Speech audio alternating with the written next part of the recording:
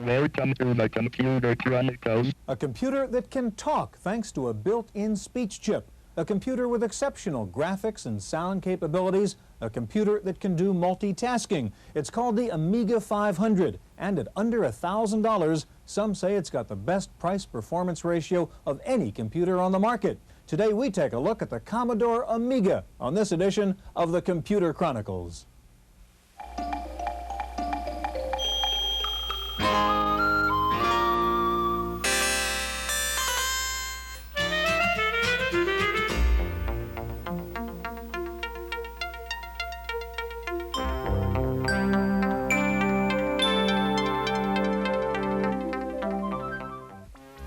The Computer Chronicles is made possible in part by CompuServe, featuring an online reference library, Wall Street reports, at-home shopping, airline reservations, games, and hundreds of other services. CompuServe, helping people get the most from computers. Additional funding is provided by McGraw-Hill, publishers of Byte. Byte's detailed technical articles on new hardware, software, and languages cover developments in computer technology worldwide.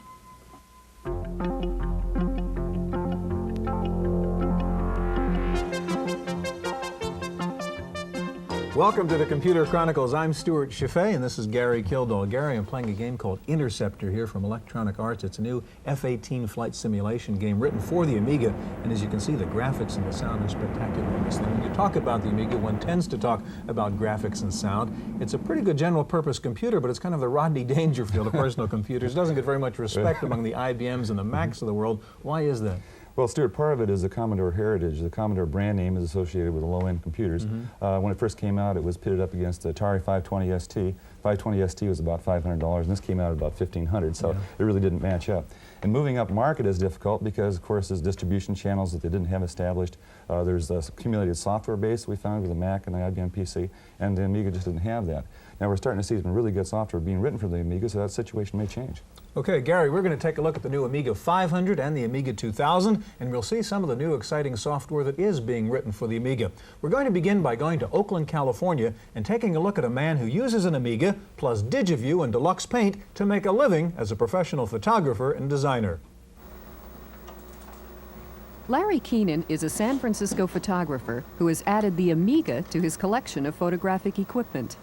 Working with a video camera, a digitizer, and a software package called DigiView, Larry can create new images directly on screen. Basically, it was a logical extension of my business because I work with a lot of different elements in photos. The digitizing process was like another brush. It's just another technique. It allows me to take a photograph that I've already have in a stock file and resize it, take out elements. For instance, you have a favorite photograph that you want to use for something, and it's got telephone lines all in it, it's got cyclone fences, lots of problems. And you can go in and you can digitize these areas out. Larry is well known for his ad work and magazine covers, and increasingly for his artwork decorating software packages.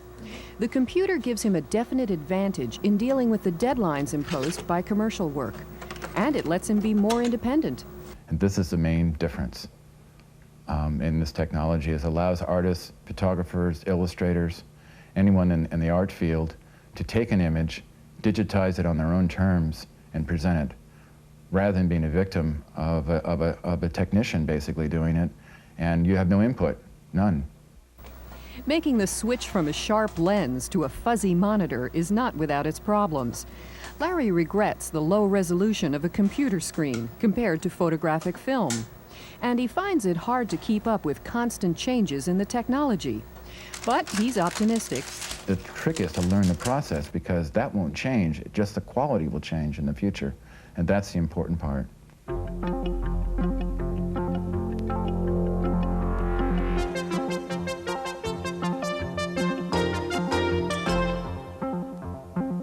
Joining us in the studio now is Heidi Turnipseed. Heidi is an animator with Five Rings Company in Southern California. Next to Heidi is Adams Douglas, Director of Product Development with Micro Illusions in Southern California. Gary? Heidi, you're now using computers to help you with classical animation techniques. Why did you choose an Amiga over an IBM PC or Mac? Well, it was advertised as having full animation capability, the blitter technology and the four-channel sound, the 4,096 colors, and the very reasonable price were all factors. Good. So the graphics really drew the machine, though. Absolutely. Right. Okay. Now, we have a program here, a Photon, I guess, that you're using for your animation. Can you show us how it works? Here's an animation pencil test that I shot of my 10-drawing cycle of a galloping horse. And I'm able to test the animation at home, alter the drawings, redigitize them, and save them back to disk until so I these black and white polished drawings one. are not drawn on the machine itself. They're done externally, then? That's right. Okay. And what was your next step after this? At this point, I animated a rider on a separate level, digitized that, mapped it onto the galloping horse frames, saved them separately so that I can always refer to a horse alone if I want to, and then I called them up in a paint program and colored them. Could you pull that up for us? And while you're loading that version, Adams, let me ask you about the software she's using. What's it called and how does it work? Okay, this is the Cell Animator module of our Photon Video line of products, and they're a set of modules you can use for various video applications, either at home or professionally. This particular one is a tool for animators to use to arrange frames, play them back in any order, reload them, edit them, and it does support all of the graphics modes available on the Amiga. With any type of memory you might have, it'll dynamically adjust to that. Now, Adams, there's usually graphics pictures that take an awful lot of storage, so how much memory does it require to do animation? Usually you can fit on an 8-megabyte Amiga, which is what we got sitting here, depending on the graphics mode. If you're in pencil test mode, which is takes up the least space, you can fit well over 1,000 frames. Oh, okay. And the longer, more complex colored sequences, you can go down. It goes down to like 100 frames. But you have great versatility in the way you can play those frames back out, so it's not as much of a constraint as it would be if you were only playing it back on the screen. Heidi, how are we doing with the next generation of the horse here? Well, we've loaded up the last frame. And? I'm going to call it up here. And here we have the full color version of the previous scene. Now, how do you do the coloring process here? Do you color each individual frame? Yes, I do. Okay. And I have the capability of filling a shape and incorporating the line around the outside of the shape so that the line is actually a deeper shade of the fill color. This is something that is impossible due to the man-hour requirements were it to be done in traditional cell animation. Now, how about the video, excuse me, Stuart, how about the video output from this? Is this commercially usable, like for broadcast, for example? Well, apparently with a third-party Genlock product that has just come out on the market, it is. And I'm going to be anxious to test that myself. Heidi, you've got another demonstration with a background in it. I want to ask you to load that up also now, and I want to ask you one more question while Heidi's doing that. What kind of hardware configuration do you need to run something like Photon Cell Animator? It will run on a standard Amiga with, we would recommend at least 1 megabyte of memory, and you could load... You could run it on a 500, you're saying? Oh yeah, you could run it on a 500 easily. There's no special hardware video requirements. Those are added as options depending on what you want to do with what you create. Okay, Heidi, what do we have now? What we have here is a full color animation sequence that I built from my original pencil drawings using the Amiga computer. I utilized the computer to color each frame, pick them up onto the full color background that I painted using the Photon paint program, saved each discrete frame to disk. There are 80 frames here, and colored each frame myself in the computer. Okay, very nice. What does this mean to the animation industry? Well, it means that I, as an individual classical animator, can produce my own full-color animation sequence in my own home. All right, so you can be competitive with big studios, huh? You bet. Heidi, thank you very much. In just a minute, we'll take a look and listen to the music capabilities of the Amiga with a hot new program called Music X, so stay with us.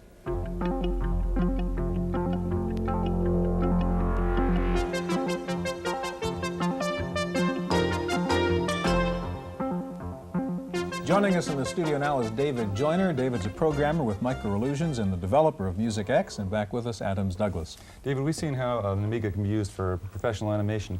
What does an Amiga do for you as a musician? Well, it allows me to essentially set up a multi-track recording studio in my home. the synthesizers nowadays all have what is called MIDI, which stands for Musical Instrument Digital Interface. It's like a set of agreements between various music synthesizer manufacturers as to how their various instruments can communicate with each other. And the computer can receive that information and process it in various ways. And I will now attempt to record a performance and show you how it works. I'll set the tempo to some reasonable value, 131 quarter notes per minute. I'll now start to record. The drum machine, which has been synchronized to the computer, will automatically start.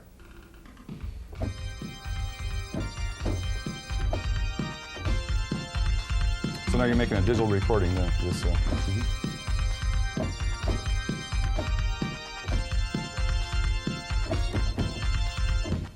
And I stop that, store it into the machine. Now if I go back to the beginning and play again,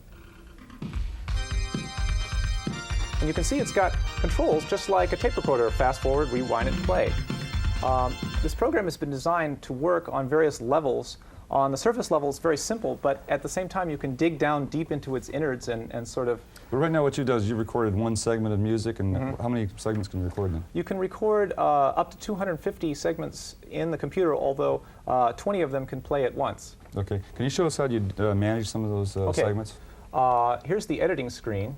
Well, there's various different editors. I'll show you the simplest one, which is the bar editor, which shows the music as a series of bars. And in fact, you can drag notes around. Shut that off. Anyway. Okay. So what are some of the other controls that you have? Well, I'll show you some of the other screens. There is the librarian screen, which allows you to send sound data to the synthesizer and make the synthesizer play different sounds. You can store the various patches from the synthesizer onto disk. There's going to be, let's see, we have filters. What these allow you to do is process your playing in real time to change your performances.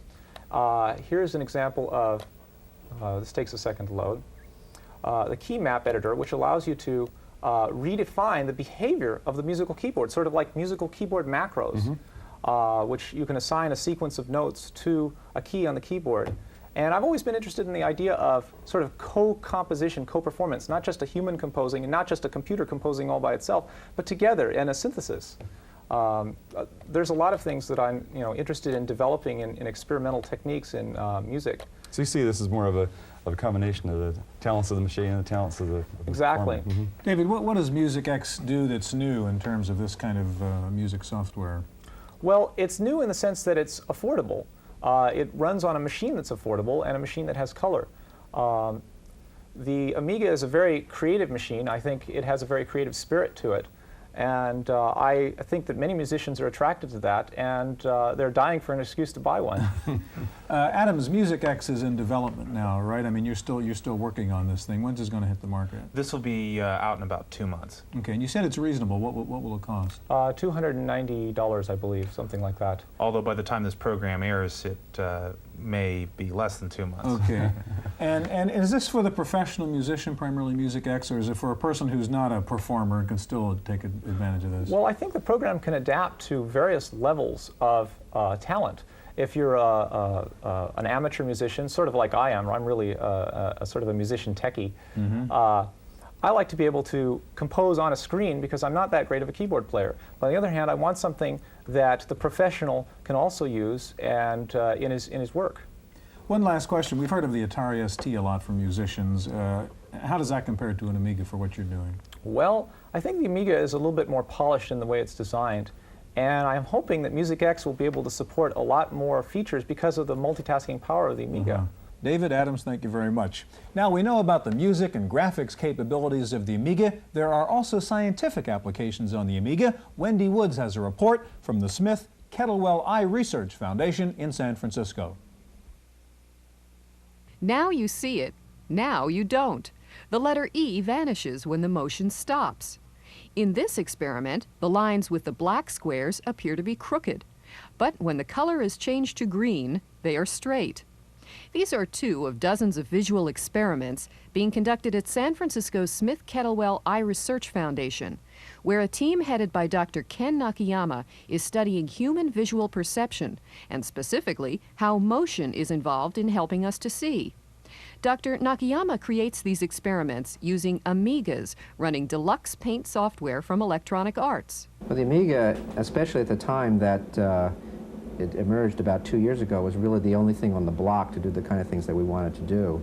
It has a really great graphics capability, as you're probably aware. It has special hardware which enables you to move images around without even the CPU knowing it's happening, essentially. So you can just do things very, very fast. You can't do it on the previous machine. Dr. Nakayama feels that Amigas and micros in general are opening a whole new field of vision research. The motion that you can achieve on a computer screen simply cannot be duplicated by standard eye tests. People here are pioneering the use of low-cost micros with technically sophisticated graphics in vision research. And eventually, these Amiga graphics experiments may end up in clinical settings to test actual patients with vision problems. In San Francisco, for the Computer Chronicles, I'm Wendy Woods.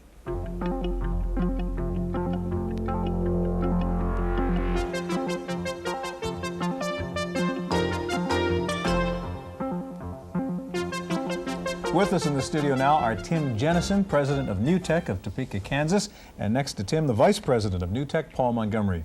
Stuart, so far we've seen the Amiga used for animation and for a musician's tool. We have a TV camera sitting here, so I guess we've covered all the bases. We're up to video on the Amiga. Tim, why did you choose the Amiga as a target for your product, a video product? Well, the Amiga, of all the computers on the market, is really most well suited for video use. Right out of the box, it's without any other display cards. It's got NTSC video, can display 4,096 colors at once, which is really enough to get a photographic quality image on the screen. Plus, with certain coprocessor chips and internal circuits, it's really a powerhouse. It's got the throughput and the horsepower to do what we need to do. And what does your product consist of? Well, the video toaster is a peripheral that turns the Amiga into a professional video box. It really consists of 4 main sections. First of all, it's a display card, and it carries the Amiga past 4,096 colors, so you can display really millions of colors on the screen at once with more resolution. And certain Amiga software packages can already take advantage of that increased resolution and color. Second, it's a frame grabber or a video digitizer, so it can grab frames from a VCR or a camera 60 times a second in full color. You can use that all by itself to capture frames for saving on disk and later recall. You can import the images into a paint program and do cut and paste operations, for example. We'll see how it works. Okay.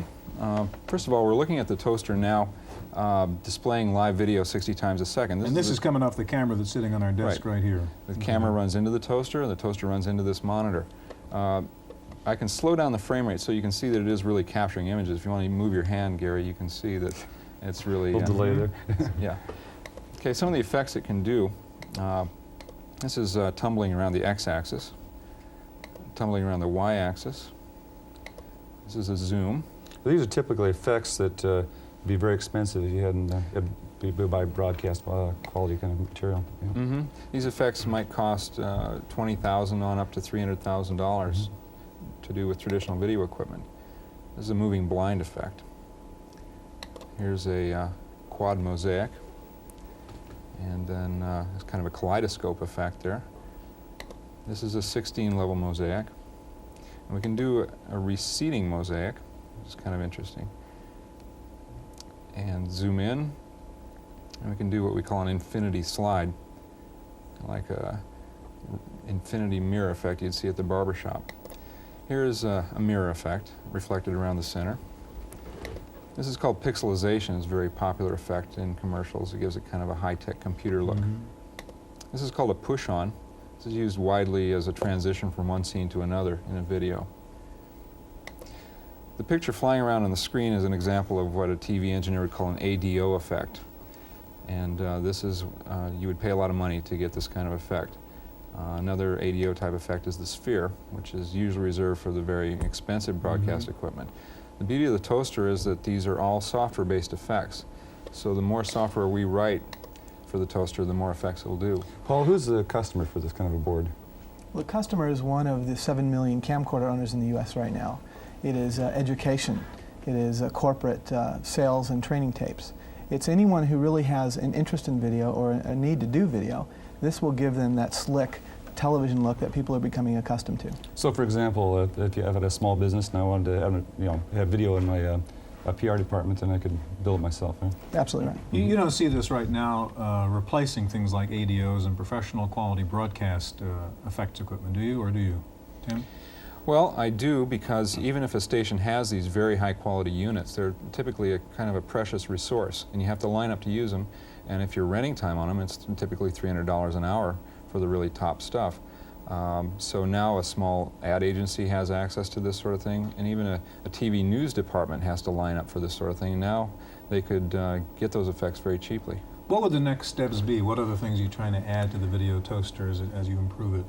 We've got a number of add-on products planned for it. We'd really like to get the entire production process into a single box, and we're working on all the remaining bits and pieces to do that, so we can really truly have desktop video. When you say desktop video, that's obviously a sort of an analogy to the desktop publishing situation. Paul, what do you really mean by desktop video? Desktop video is the marriage of personal computers and video. So it gives a much more professional quality to equipment that traditionally is very expensive. Using the computer technology, you can do it now fairly cheap. Do you think the consumer is going to really be doing the full editing in their home in the future? If it's easy enough, Yeah. and that's what we've really tried to keep in the system. You see that trend? Yes, absolutely. Well, what's the toaster package consist of, Tim? I mean, what do you get and how much does this cost? Well, for a whole system, you would need a VCR, a camera or a camcorder, the Amiga, and the toaster card. All told, you would pay somewhere around $2,000 for everything. And how about the toaster product itself? I mean, what is that? Toaster itself lists for $799. Okay. And that's a board, and it's a board that goes into the Amiga. Yeah. do you see some combination, as Gary mentioned, we've seen music and we've seen animation so far in this program, now video, of really taking these things together and going into a real comprehensive, creative work environment? Absolutely, yeah. And are you guys working on that in any direction, or working with other? We're working on an NTSC paint program that would take the output of this and manipulate it in millions of colors, an animation product, a titling product. So I see that, and it's also compatible with all Amiga software. Okay, gentlemen, thank you very much. That's our look at the Commodore Amiga. Hope we'll see you here again next week on the Computer Chronicles.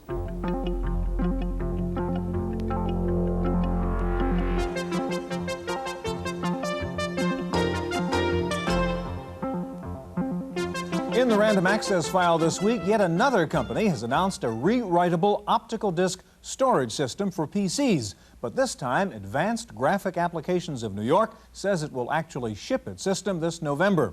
The rewritable laser disk drive will have 650 megabytes capacity and use 5 1/4-inch discs. The company says the drive will operate as a standard DOS peripheral. The price is $5,000. Apple says it'll be coming out with a fix for its new version 6.0 of the Mac operating system software. The new version, dubbed 6.01, is due out any day. A variety of bugs showed up in 6.0, and the new release contains 19 patches that reportedly correct the problems. Software maker Broderbund has announced a new venture with 11 Japanese partners to convert successful Japanese software titles to popular American computer formats. The new joint venture, called Kyodai Software, will be based in San Rafael, California. They're promising 12 new software titles in the first year. Symantec, most well known for its MS-DOS programs such as Q&A, has unveiled 5 new software packages for the Macintosh. The programs include a planning, writing, and presentation package called More2, an electronic mail system called Inbox, and 3 program development packages in C and Pascal. Time for this week's software review. Here's Paul Schindler. You know, a blank spreadsheet can be anything, but above all, it's intimidating. It is, in short, a tool so flexible that it's useless, kind of like a personal computer without software. Microsoft Excel can sometimes seem that way, as can any electronic spreadsheet. What do you do with the blank screen? Enter Heiser software. For $4, you get a floppy and a catalog listing more than 500 templates and macros which can help you figure out how to make the most of your spreadsheet. Like this guided tour of Excel, it's self-written in Excel. It shows you how you can take advantage of the software's power. Or there's this income tax worksheet template from the sample disk. It sure beats writing your own from scratch. Each of these came from another user, like you, who felt it would be useful. They send it to Heiser, who charges customers from $5 to $50 and shares the proceeds with the authors. So spend $4 for the sample disk, or see if Heiser wants to distribute your template. Microsoft Excel templates from Heiser Software in Pleasant Hill, California. For the Computer Chronicles, I'm Paul Schindler. The new video display safety law in Suffolk County, New York has gotten lots of press attention lately, but last week, NYNEX threatened that it would close its directory assistance operation on Long Island because of the new VDT law. NYNEX says the law imposes unnecessary costs on the company, which would have to be passed on to consumers. The Suffolk County VDT law requires employers to provide visual rest breaks, non-glare screens, and free eye care. Computer researchers at Carnegie Mellon University say they've come up with a new sophisticated speech recognition system that can understand any human voice speaking at a normal, rapid rate. The system is called Sphinx. It currently has a 1,000-word vocabulary. Finally, scientists at the Hughes Research Lab in California say they've developed a prototype for the first three-dimensional stacked microprocessor.